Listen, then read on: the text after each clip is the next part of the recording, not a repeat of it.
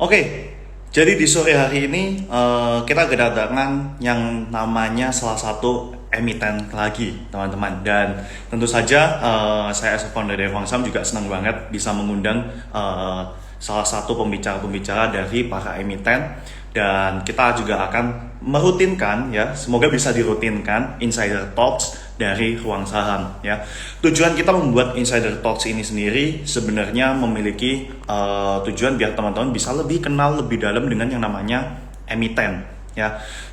Bisa lebih kenal dengan yang namanya emiten, dan tentu saja kalian juga bisa analisa fundamental secara kualitatif ya.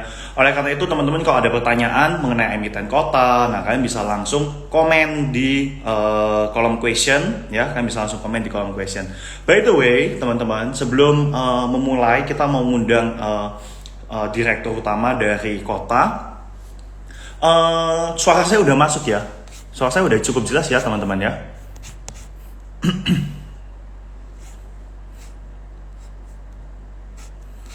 Oke, suaranya udah jelas. Jadi buat teman-teman yang hari ini udah join ya, jangan lupa kan bisa tanya-tanya mengenai emiten kota, kedepannya planningnya seperti apa, kemudian rencana-rencana dari perusahaan ini rencananya seperti apa. Nah, kalian bisa langsung tanyakan semua di kolom pertanyaan. Dan saya kenalin sedikit ya, emiten kota ini adalah salah satu emiten properti ya. Dan emiten properti tentu saja bisa dikatakan ya, kalau di Indonesia masih cukup menarik. Karena banyak banget ya, bisa dikatakan banyak banget orang Indonesia yang masih melakukan investasi itu di properti tentunya. Dan itu juga merupakan diversifikasi daripada saham ya. Yang bisa investasi di saham itu kita sebut sebagai paper asset. Nah, tapi juga banyak orang yang investasi di properti dong. Nah, properti memang lebih gak liquid, tapi ya kalian pasti tahu lah, ini udah jadi rahasia umum ya, properti kalau memang strategisnya letak strategisnya oke, pasti harga perumahannya juga akan ikut naik, ya kan? Harga rumahnya juga akan ikut naik. Mengapa? Ya karena jumlah tanah yang semakin lama semakin sedikit dibandingkan dengan jumlah penduduk yang makin lama makin banyak juga gitu. Jadi hukum supply and demand juga sih sebenarnya pada akhirnya kayak gitu. Nah, properti juga menjadi salah satu emiten yang bisa kita bilang terpukul tahun lalu. Tapi tahun ini tuh ada yang namanya pembebasan PPN dari pemerintah, dan tentu saja itu jadi angin segar untuk para emiten properti. Dan kita kemarin juga sempat bahas sedikit di story ya teman-teman, kita juga sempat bahas sedikit di story kalau kalau emiten properti itu sekarang lagi banyak yang berada di Batam ya. Kalau udah berada di Batam ya teman-teman harusnya seneng dong ya kan. Berarti kalian bisa dapat harga saham yang jauh lebih murah ya.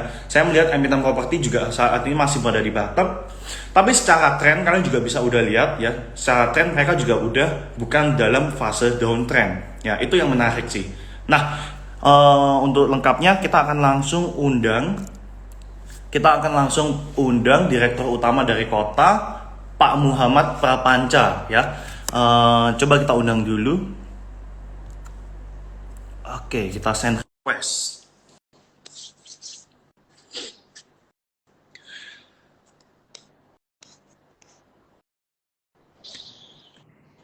Oke, selamat sore Pak Sore, Muhammad.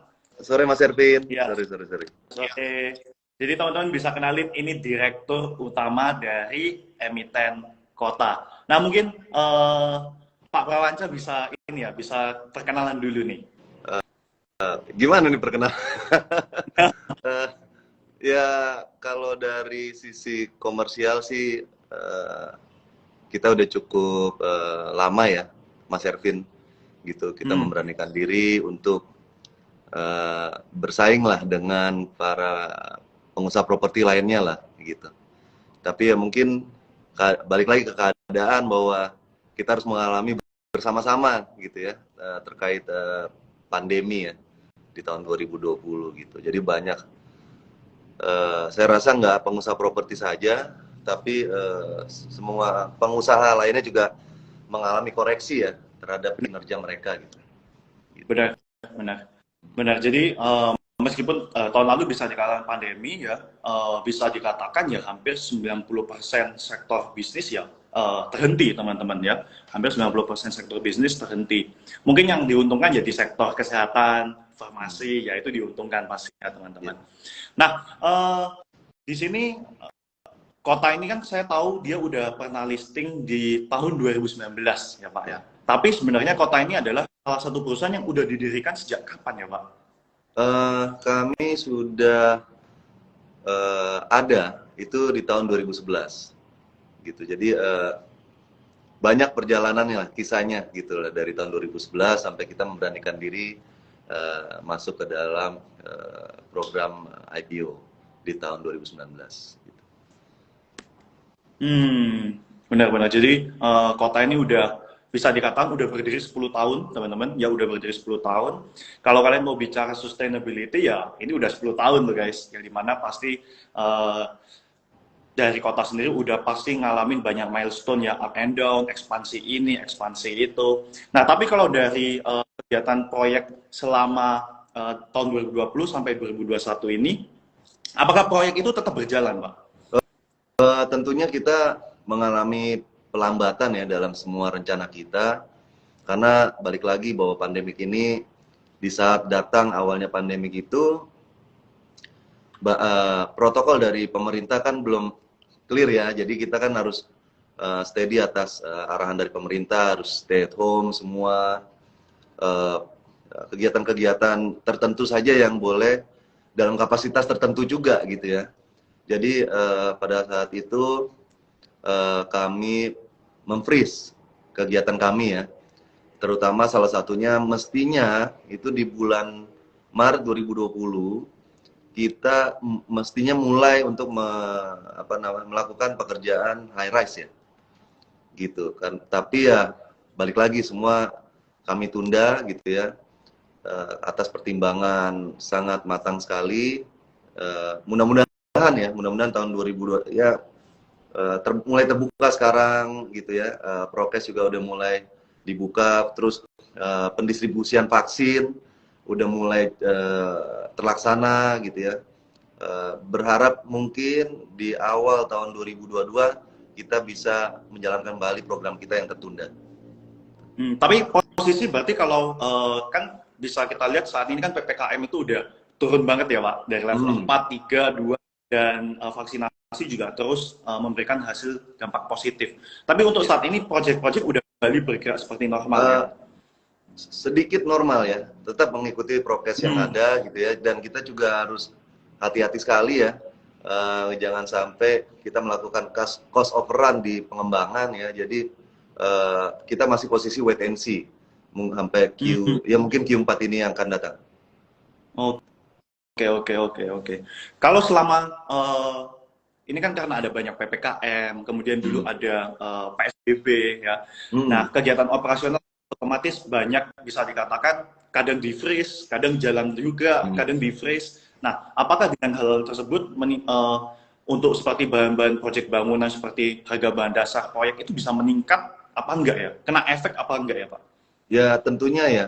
Nah pasti dari sektor industri penopang properti itu pasti ada koreksi ya, gitu. Karena balik lagi mereka bisa oversupply tapi mereka nggak bisa jual di bawah ongkos produksi mereka, gitu. Tapi kegiatan menurut saya kegiatan konstruksi besar, terutama dalam program pemerintah infrastruktur itu masih jalan normal ya menurut saya. Jadi koreksinya tidak terlalu dalam gitu. Oke. Nah ini nih kalau dari kota sendiri saat ini saya lihat kan juga lagi bangun beberapa perumahan ya, seperti di Bandung, Serpong, dan Samarinda ya Pak. Nah bisa dikatakan ya untuk lahan ekspansi dari kota masih besar banget nih Pak. Ya masih lah tentunya untuk program misalkan seperti program kita yang di daerah Jawa Barat itu kita lagi tetap melakukan pengakuisisian untuk ekspansi pengembangan kita dari rencana awal. Dan untuk yang Kalimantan ya terkait program Ibu Kota Baru. Jadi menurut kami ya kita menunggu kota baru itu mudah-mudahan terrealisasi dalam waktu sesuai dengan rencana pemerintah lah ya. Baru dari situ kita melengkapi apa yang menjadi kekurangan atau kelebihan dari Ibu Kota Baru itu. Oke, jadi sekarang lebih fokus yang di Jawa Barat sama Serpong nih Pak? Desa Iya, Uja Jawa Barat ya. oke. Serpong itu ada 2 lokasi. Yang satu basically landed udah habis semua. Dan Hmm. yang tadi saya bilang program tertunda untuk high rise, kami sangat-sangat review sekali dengan situasi hari ini. Jadi kami masih posisi wait and see kayak gimana Hmm.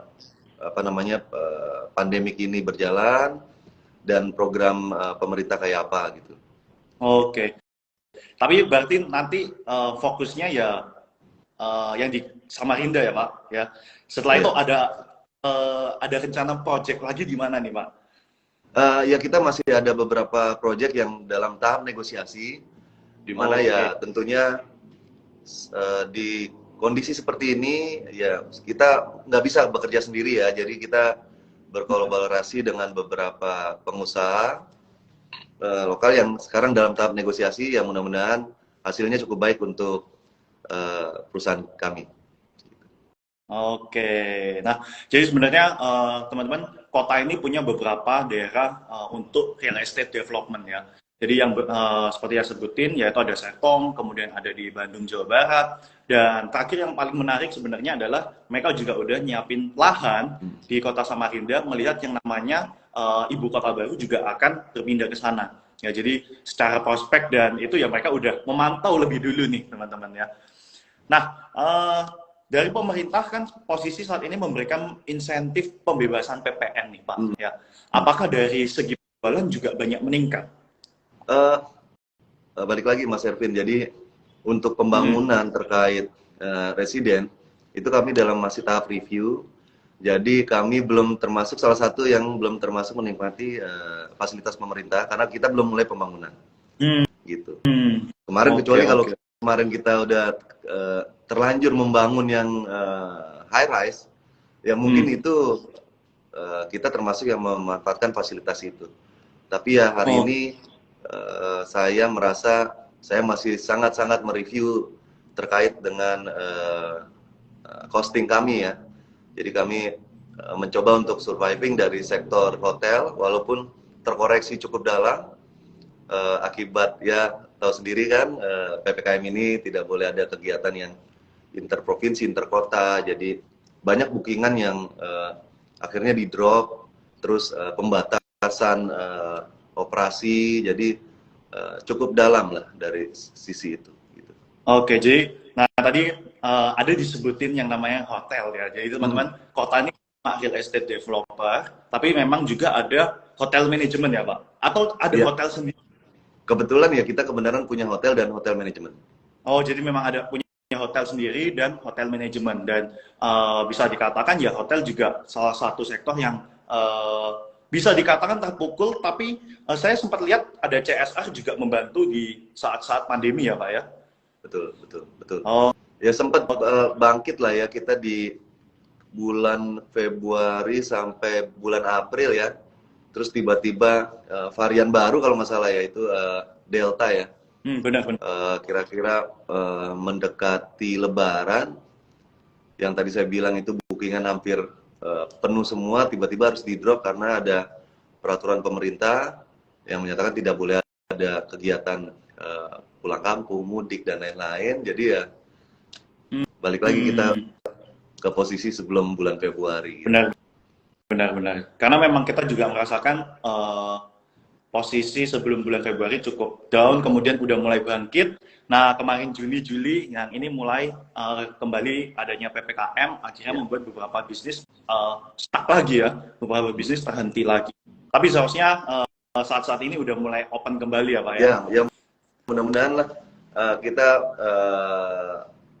bisa mendekati operasi seperti sebelum pandemik lah. Gitu. Yang penting kita menjaga cash flow dengan keadaan hari ini agar going concern perusahaan kami itu tetap terjaga untuk tahun-tahun ke depan. Nah, oke. Nah, jadi ya teman-teman, ketika kita mengoperasikan suatu perusahaan yang udah memang skalanya bisa bilang nasional seperti kota, ya kita harus tahu kapan kita harus agresif, kapan kita harus lebih defensif gitu ya. Jadi kita harus tahu kapan kita harus jor-joran keluarin cost marketing atau kita kapan harus lebih efisiensi dan lebih wait and see sambil melihat kondisi market atau pasar itu seperti apa gitu ya. Kan buat apa ya hitungannya kalau kita jor-joran marketing tapi ternyata daya belinya juga nggak ada gitu loh teman-teman ya. Jadi lebih baik kan posisi kita lebih baik ya kita efisiensi dulu aja. Kita efisiensi sampai memang market udah pulih, kemudian market bisa dikatakan daya beli juga udah pulih, ekonomi udah pulih, baru kita hajar di sana gitu. Nah, kalau dari sisi fundamental nih ya Pak ya kita mau bicara sedikit dari laporan keuangan. Kita kan melihat pendapatan tahun 2020 bisa dikatakan mengalami penurunan jika dibandingkan 2019 Pak. Nah, beberapa faktor yang menyebabkan penurunan tersebut tuh apa Pak ya, yang memberikan dampak paling besar gitu? Ya, balik lagi ya terkait dengan aturan-aturan untuk pengamanan penyebaran pandemi lah ya. Jadi kita sebagai salah satu unsur warga yang ada di Indonesia, kita tentunya harus patuh ke peraturan pemerintah. Jadi kita harus mengkoreksi apa yang sudah kita rencanakan, dan tentunya sistem buka tutup ini juga masih dalam posisi kami memantau apakah kami harus mulai membangun atau tidak gitu ya. Gitu, kurang lebih seperti itu. Nah, jadi ya otomatis ya dengan keadaan ekonomi ini buat pengusaha properti memang pasti ya bisa dibilang slow down, tapi ya kita harus menunggu sampai saat yang tepat kapan harus agresif gitu ya. Kalau memang saat ini memang harus wait and see, ya kita harus wait and see dulu ya. Kita lebih ke efisiensi dulu, selama masih bisa jalan, itu udah good banget. Dan nantinya kalau memang bisa dikatakan kalau memang nanti ekonomi udah survive, udah balik, baru kita jor-jorin di marketing tentunya teman-teman. Nah, kalau langkah-langkah dari kota ini sendiri Pak, ya, selain wait and see, ya, apa saja sih yang dilakukan kota agar tetap bisa surviving ini? Apa memang dari kota ini udah punya, wah nanti tahun 2022 kita langsung hajar ngapain nih, gitu Pak? Tentunya langkah-langkah strategi kita tetap kita lakukan, seperti tetap kita mencoba ekspansi dalam tahap diskusi dengan perusahaan yang akan kita akuisisi, tapi tentunya ini masih belum bisa kita expose ya. Terus kita menjaga posisi likuiditas kita agar balik lagi agar kita tetap bisa bertahan. Saya berharap sekali kalau seandainya awal tahun 2022 ini kita udah bisa mulai melakukan rencana awal kita, yaitu ya mungkin membangun kembali ya salah satu proyek kita di Serpong, yaitu Midrise. Oke. Tapi overall sampai hari ini harga properti nggak turun juga ya Pak ya? Itu anehnya ya. Dari beberapa sektor emang mereka tetap punya daya beli, dan tapi tidak sebagian juga mengurangi koreksi atas daya beli mereka sendiri gitu. Jadi bahasanya mungkin kesempatan itu ada gitu ya. Kesempatan itu selalu ada, tapi gimana kita cara meminimize potensi loss kita atas keadaan gitu. Tapi kita harus tetap yakin gitu ya, kita tetap optimis bahwa pandemi ini akan segera berlalu atas kinerja pemerintah sampai hari ini gitu ya. Dan kita berharap juga kita bisa kembali ke posisi seperti semula, baik tidak hanya sekedar di industri properti, juga industri lainnya. Nah ya, jadi memang bisa dikatakan kalau saya lihat dalam 1 tahun terakhir juga ya properti bisa dibilang harganya ya masih berada di situ-situ aja ya teman-teman ya. Karena ya saya bilang sih ya supply and demand ya Pak. Tanah juga makin lama sedikit, tapi jumlah penduduk Indonesia bertambah terus ya. Jadi sebenarnya memang real estate atau properti yang memang menjadi salah satu investasi yang banyak orang Indonesia masih utamain ya kalau saya lihat ya. Malah yang paper aset nih malah sebenarnya banyak teman-teman yang paper aset seperti reksadana, saham, mereka masih awam banget. Tapi kalau memang investasi properti, mereka pasti udah tahu gitu ya. Betul. Jadi ya mungkin seperti inilah. Jadi emang ada sebagian segmen properti itu masih oke. Tapi problemnya itu adalah dari eh, pihak pembiayaan. Itu juga kan terkoreksi karena banyak sekali perusahaan-perusahaan baik yang kelas kecil, menengah ataupun atas itu mengalami apa namanya kesulitan likuiditas sehingga mereka mempunyai beban yang sama gitu terhadap pembiayaan.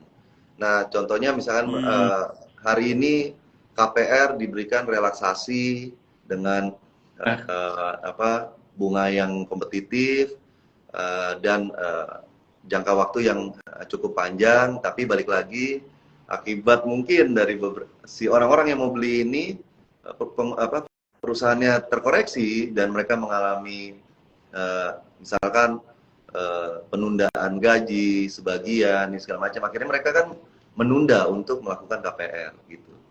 Dan ya tentunya juga nggak sekedar di sektor properti, juga di sektor yang lain. Oke. Nah, kalau melihat tren dari properti saat ini ya Pak ya, kan banyak banget tuh pembangunan untuk properti kalangan milenial gitu ya. Nah, di kota sendiri juga seperti itu enggak? Untuk saat ini kami memikirkan hal tersebut, tapi segmen hari ini kami belum masuk ke ranah milenial. Tapi berarti ada rencana ya Pak ya, kedepannya ada rencana. Oke. Oke, nah kalau kita melihat posisi dari kota kan berarti saat ini bisa dikatakan banyak proyek yang lagi terhenti ya Pak ya. Tapi overall sampai di 2021 di bulan September ini secara likuiditas dari perusahaan masih bagus banget ya Pak ya. Masih cukup baik Mas Erna. Masih cukup baik. Dan saya rasa ini kan sebentar lagi mau masuk Q4 ya. Berarti habis ini mulai siap ya Pak. Udah planningnya udah mulai direncanakan semua nih. Mudah-mudahan kita melakukan sesuatu ya yang cukup baik di Q4.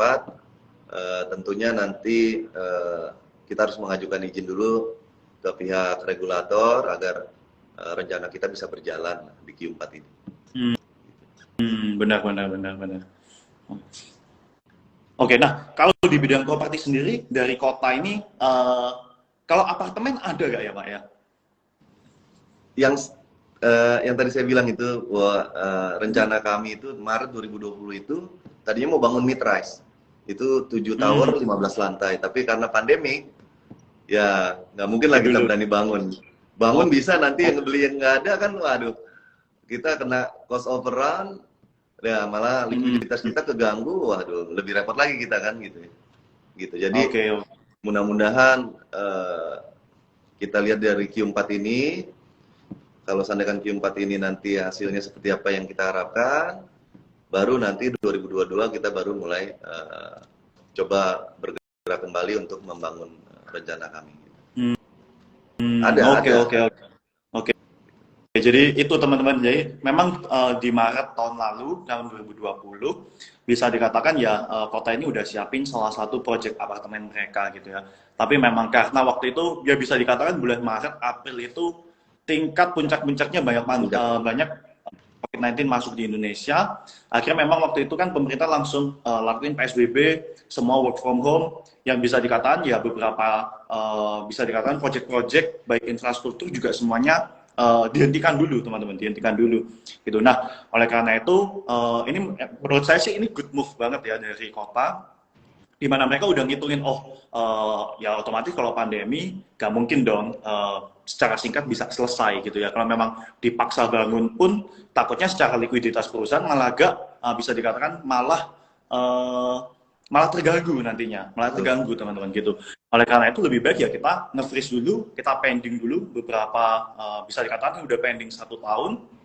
Kalau memang nanti Q4 ini bisa dikatakan gak ada peningkatan dari COVID-19, kemudian secara pemerintah juga udah oke untuk pembangunan dan lain-lain, ya pasti dikerjakan ya Pak ya. Betul. Ya kita berharap sekali ya, kita doa bersama agar ya ini segera pulih. Berharap pemerintah bersama-sama dengan pengusaha-pengusaha nasional memiliki peran yang besar untuk dapat menggerakkan ekonomi kembali, mungkin dengan new normal ya. Jadi mungkin kita harus berdampingan dengan pandemi ini. Tapi ya saya rasa sih dengan turunnya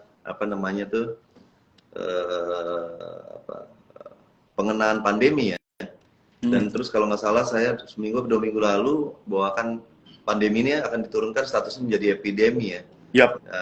Mudah-mudahan itu tidak ada apa-apa ya, tidak ada apa istilahnya tuh COVID model baru, jadi kita bisa bergerak kembali gitu. Benar. Jadi memang kan ada seperti Singapura pun juga menganggap ya otomatis nantinya nggak pandemi, tapi udah dianggap seperti flu biasa ya Pak ya. Betul ya. Ya kita berharap itu dapat segera lah gitu ya, biar kita semua bisa melakukan kegiatan usaha di semua sektor, jadi ekonomi bergerak lagi ya gitu ya. Tuh, tapi kalau untuk kota ini sendiri domisilinya di Jakarta ya Pak ya? Kantor pusat kami ya di Jakarta, daerah Jakarta Selatan. Cuman kebenaran proyek paling terdekat itu di Serpong gitu ya. Oke. Berarti bisa dikatakan kalau untuk proyek yang Kalimantan Timur atau Samarinda itu juga sambil menunggu seimbang ya dengan ibu kota baru, pembangunan di sana, baru nanti sambil melanjutkan di sana ya. Betul.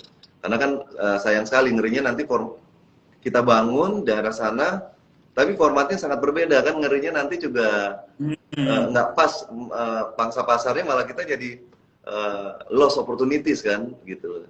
Jadi mendingan menurut kami kita lihat site plan ibu kota, perkembangannya P1, P2, P3-nya kayak apa. Dari situ kita bisa menilai apa yang harus kita bangun di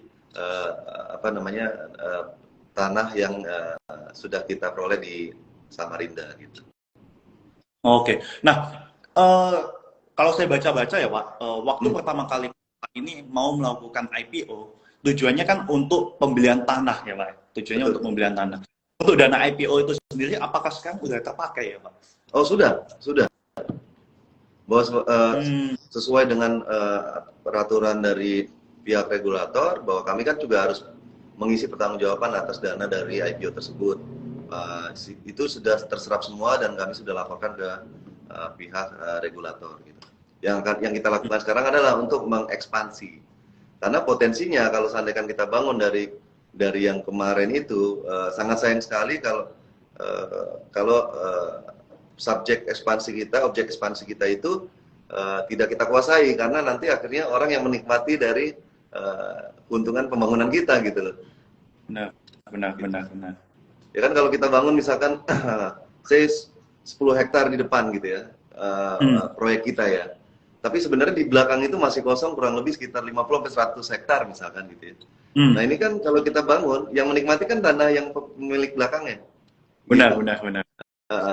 Jadi strategi kita adalah ya kita akuisisi dulu yang belakang gitu. Sampai level tertentu, jadi kita masih menikmati keuntungan yang mungkin cukup baik lah apabila P1 kita laksanakan gitu. Oke. Nah, jadi buat teman-teman yang lagi nontonin, ini pelajaran bisnis nih dari Pak Perpanca ya. Ya jadi di saat seperti pandemi ini pun sebenarnya ya pasti ada solusi buat perusahaan yang sektornya memang bisa dikatakan terpukul oleh pandemi ya. Jadi kita nggak harus selalu agresif di market, tapi kita juga bisa yang namanya lebih ke wait and see. Kita lihat kondisi market seperti apa dulu, baru nanti kita ambil langkah. Gitu ya. Selain itu, salah satu contohnya seperti di Kalimantan Timur, Samarinda, ya kota ini udah siapin lahan ya Pak ya, udah punya lahan, tapi sekarang kan tinggal nunggu ya, udah nyiapin lahan dulu ya, itu udah investasi teman-teman. Tinggal nunggu waktu yang tepat lah, kapan mulainya. Nah itu tuh udah investasi. Bayangin ya kan, bisa bayangin kalau ibu kotanya udah jadi, banyak bisa dikatakan banyak orang-orang pemerintahan pindah ke sana, ya otomatis ya harga tanahnya otomatis udah naik, teman-teman. Harga tanahnya udah naik, dan bisa dikatakan kalau bangunnya kecepatan, terlalu cepat bangunnya, ya nanti ya daya belinya juga belum ada gitu ya. Nah, jadi memang harus balance, dan kapan ambil langkahnya harus pas banget ya, teman-teman ya. Nah, selain itu kan juga kalau tanah kan biasa pasti kalau kalau kita retail mah belinya satu rumah gitu kan, terus tanah di perumahan satu petak gitu. Nah, kalau misalnya emiten properti ya kan belinya kan udah pasti langsung berapa hektar, teman-teman ya. Dan di sana juga pasti kalian harus mempertimbangkan seperti infrastrukturnya nanti gimana ya Betul, kan, betul, beberapa cost apa aja itu benar-benar harus dipikirin sih betul, gitu. betul, betul, betul sekali, Mas Ervin.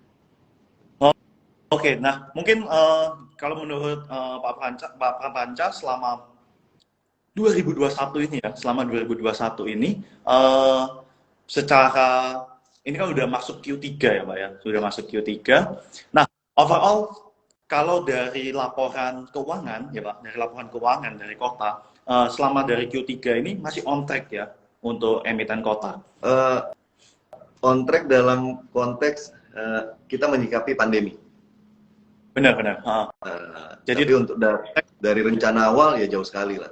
Gitu. hmm, Tapi on track benar-benar. sesuai rencana untuk menyikapi pandemi. Karena kita balik lagi kita harus menjaga likuiditas perusahaan, kita harus menjaga going concern perusahaan ini sendiri gitu. Tapi tetap kita melakukan rencana ekspansi gitu ya. Target akuisisi mungkin ini segala macam, tapi semua itu masih dalam tahap negosiasi. Benar-benar. Nah, jadi ya pastinya apalagi di sektor properti ya, posisi yang seperti saya tanyakan tadi ya, apakah memang udah on track ya selama pandemi untuk menyikapi pandemi sih? Ya, Karena kan saya rasa pasti planning yang mundur juga ya Pak ya. ya, betul, betul. Oke, nah kalau dari Pak Prapanca sendiri ya, kota Panggil ini Panca sendiri aja, nanti. susah Panca, Panca aja Panca. Oke, Pak Panca ya. Nah, Nah, Panca kota ini sendiri nanti Pak punya inovasi-inovasi baru apa lagi nih Pak? sebenarnya gini, Mas Ervin, rencana kami itu membangun smart city itu lebih ke segmen menengah bawah. Jadi kalau boleh saya share sedikit ya latar belakangnya. Boleh, boleh. Sebenarnya itu tanpa disengaja lah. Jadi ada kita orang timur gitu ya, kita orang timur tuh percaya sesuatu tuh dengerin masih kata orang tua kan gitu ya. Jadi pada saat bapak saya meninggal almarhum tahun 2015, sebelum beliau meninggal itu bapak saya tuh PNS di era dulu lah ya, pensiunan PNS. Nah itu dia bilang sama saya, kalau diizinkan katanya, kalau kamu punya uang yang cukup banyak gitu, tolonglah bangun perumahan untuk PNS agar mereka bisa punya rumah yang layak gitu. Itu tujuannya gitu. Jadi pada saat dia ngomong di rumah sakit ya, pas beliau di rumah sakit, beliau meninggal, saya sama sekali lupa itu apa yang diomongin gitu. Tapi waktu pas kita sedikit krisis tahun 2014 kan ya, properti kan slow banget ya. Nah di saat itu tiba-tiba di kepala saya itu omongan beliau itu masuk terus di kepala saya gitu. Jadi disitulah saya mulai tahun 2016 mencoba membuat satu mimpi gitu ya, mimpi yang membuat suatu smart city ya. Mungkin nggak terlalu besar tapi ideal. Rumahnya nggak terlalu mahal tapi cicilannya ringan. Jadi saya bikin model bisnisnya seperti itu. Nah saat itulah kita mulai melakukan target akuisisi yang paling layak di mana. Kalau di seputar Jakarta cukup lumayan mahal ya kalau untuk landed ya, untuk hitungan ASN ya, dan pemainnya cukup banyak lah. Nah jatuhlah pilihan kita ke daerah Jawa Barat, di mana saat itu kita baru punya tanah yang nggak terlalu besar lah. Nah dari situ saya mencoba mewujudkan mimpi itu gitu loh. Bahwa membangun satu kota ASN. Hari ini zaman saya itu namanya PNS, pegawai negeri sipil. Tapi today orang bilang ASN, aparatur sipil negara. Bahasa kerennya civil servant kan gitu ya. Jadi itu yang saya coba wujudkan gitu. Saya berharap itu bagi saya itu amanah dari orang tua yang telah meninggal. Kalau saya wujudkan, alangkah baiknya saya hidup di dunia ini kan gitu ya. Jadi saya coba berkeras diri untuk melaksanakan amanah itu, sampai salah satu pilihan untuk pembiayaan itu melalui IPO. Gitu. Nah, kita lagi proses, lagi ini ya datanglah pandemi ya, cobaan nggak bagi saya tapi bagi seluruh dunia ya gitu ya. Jadi saya harus remap apa yang saya rencanakan. Saya harus surviving untuk mencapai tujuan saya itu gitu. Kalau seandainya itu terwujud, andaikan itu tidak ada pandemi kemarin, program kita bisa jalan, mestinya tahun 2021 ini kita udah tancap tuh dijual kan gitu, udah tancap dijual gitu ya. Saya pengen agar pembiayaan dalam hal ini dari pihak perbankan maupun lembaga pembiayaan lainnya untuk perumahan itu kan memberikan satu relaksasi untuk mereka, untuk para ASN ini, di mana sebenarnya ASN ini adalah ujung tombaknya keutuhan negara kita gitu loh, yang menjaga sistem negara kita menurut saya ya. Jadi kalau seandainya kan kita bisa memberikan yang terbaik ya, saya sebagai pengusaha swasta memberikan dalam hal ini perumahan yang layak, yang bagus gitu ya, yang membuat mereka bisa bekerja lebih giat untuk menjalankan ya negara kita gitu. Jadi itu apa yang ada di kepala saya saat itu. Sampai saat ini saya berusaha untuk tetap mewujudkan rencana itu gitu. Oke. Nah, jadi inilah background dari kota ya, teman-teman ya. Yeah. Itu dulu dari berapa hektar, Pak? Sampai sekarang udah punya berapa hektar, Pak? Wah, saya lupa pastinya karena itu kan di unit ya. Tapi kalau nggak salah kita udah bebaskan kurang lebih sekitar 15-an. Gitu. Saya lupa tepatnya ya, antara 12 atau 15 saya lupa. Gitu. Dan kita tetap mau menguasain itu antara 60 sampai 100 hektar gitu. Yang sekarang kita kerjakan gitu. Oke. Nah, kalau tadi kan ada bicara tahun 2021 kan harusnya udah kontak tuh Pak, bisa jalan. Nah, planning ini akhirnya termundurkan sampai 2022 atau bahkan 2023, Pak? Kita usahakan untuk 2022.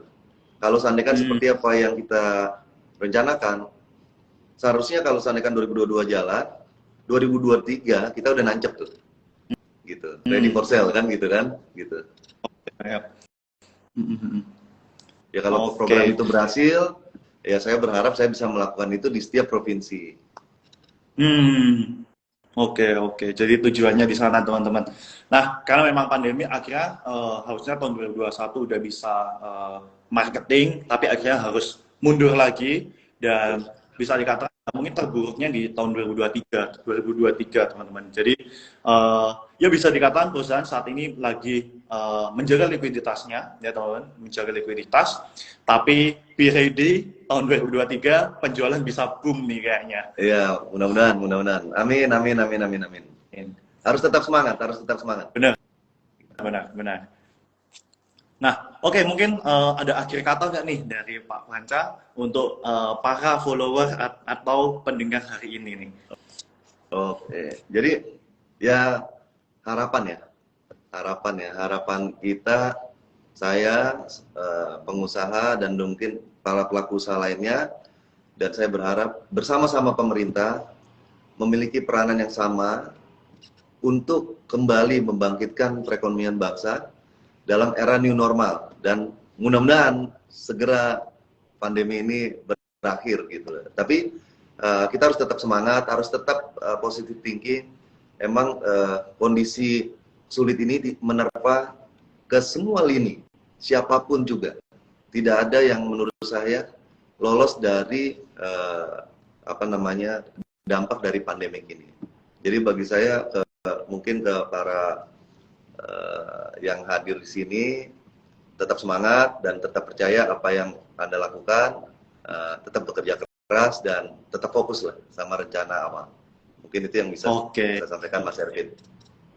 Oke, mantap banget Pak Panca. Ya. Nah, teman-teman, di sini kalian bisa cari tahu lebih banyak mengenai emiten kota ya, dengan cara kalian bisa follow ya Instagram dari emiten kota itu pt.dmspropertindo.tbk ya, pt.dmspropertindo.tbk.